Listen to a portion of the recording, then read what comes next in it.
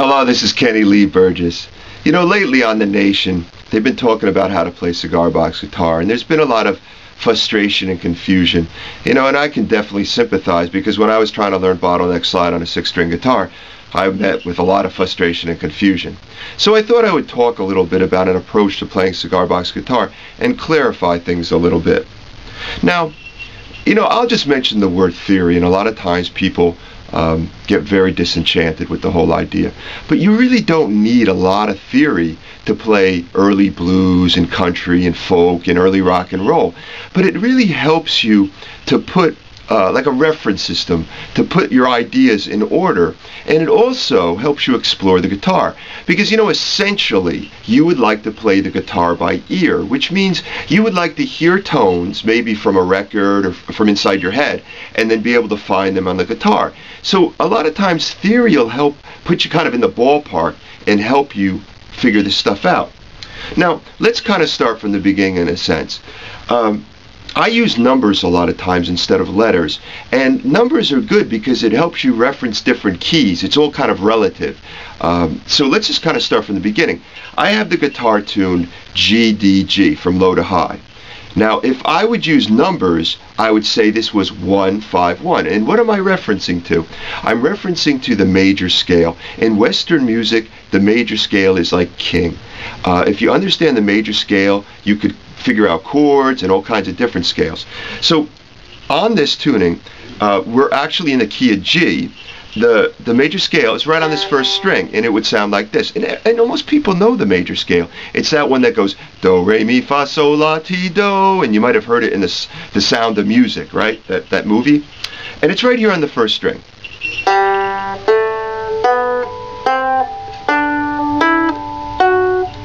Or in numbers, it's 8 tones. It would be 1, 2, 3, 4, 5, 6, 7, 8. Okay, so to reference it to our tuning, okay, on that major scale on the first string, here's the 1 open, here's the 5 at the 7th fret, and here's the 1 again, an octave higher at the 12th fret. So you got 1, 5, 1, and if you compare it to our strings, same tune, but a little different octave, right?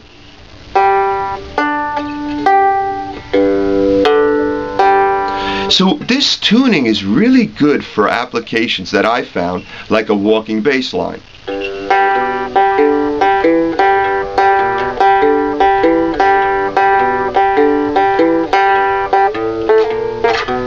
Or the blues shuffle that I use in blues and rock and roll.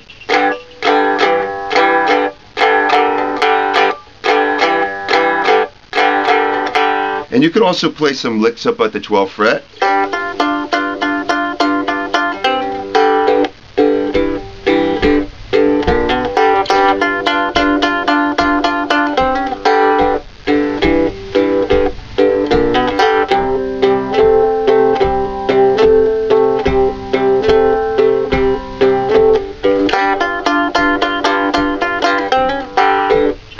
And so on, right?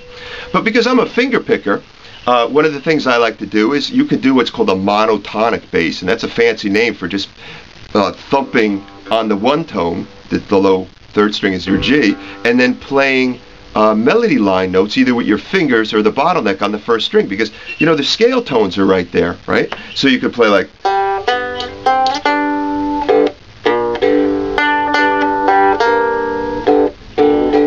you know, so on. Or you can alternate the bass, which simply means you could play strings 3 and 2, like that, and then you could play melody line notes on the first string.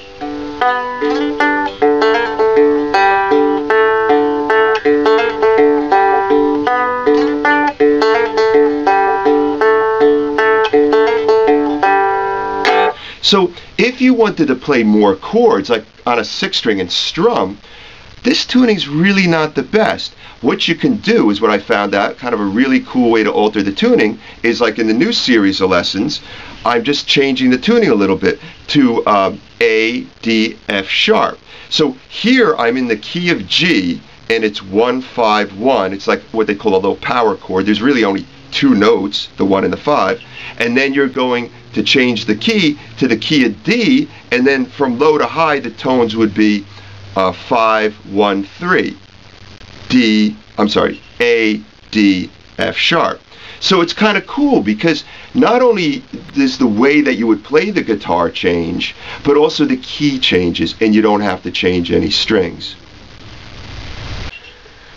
So if you're finding this interesting, please consider purchasing my CD4 because I go over this in great detail and I think you'll really understand it clearly. Now, I tell students all the time to try to figure out simple melody lines because it'll help you locate notes and train your ear.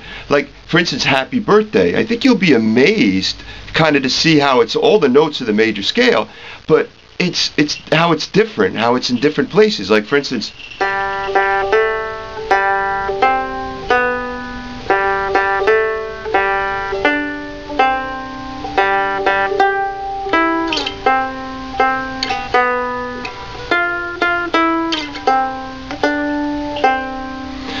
so to kind of give you building blocks on this, look at the song Away in the Manger.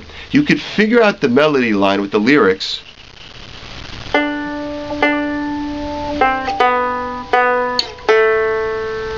Then what you can do is you could take those single notes and harmonize them, which means it's called a double stop. You're actually playing two notes at the same time, and it's really like a little chord fragment because a chord by definition needs 3 tones. And like I said, this is really the best for playing chords.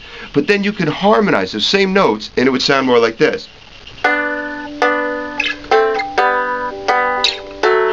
You see? And then what I can do is I could add that bass. I could add a little strumming technique and make it sound a little richer, maybe like this.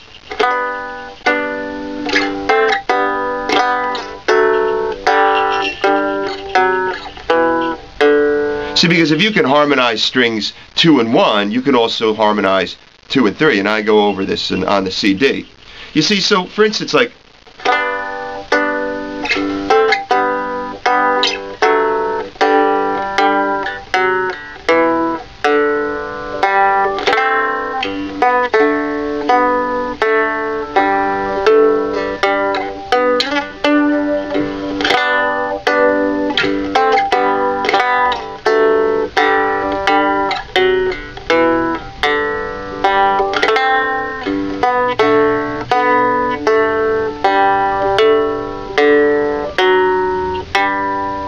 you see? So really all I'm doing is going from single notes to double notes, adding a bass line, adding a few strums, and like voila, And this is I think the old way of doing things, because back in the day, people used to sing. If you wanted to hear music back in the day, you had to go somewhere who was playing a banjo or a piano. You didn't have a radio or tape recorders and all that good stuff.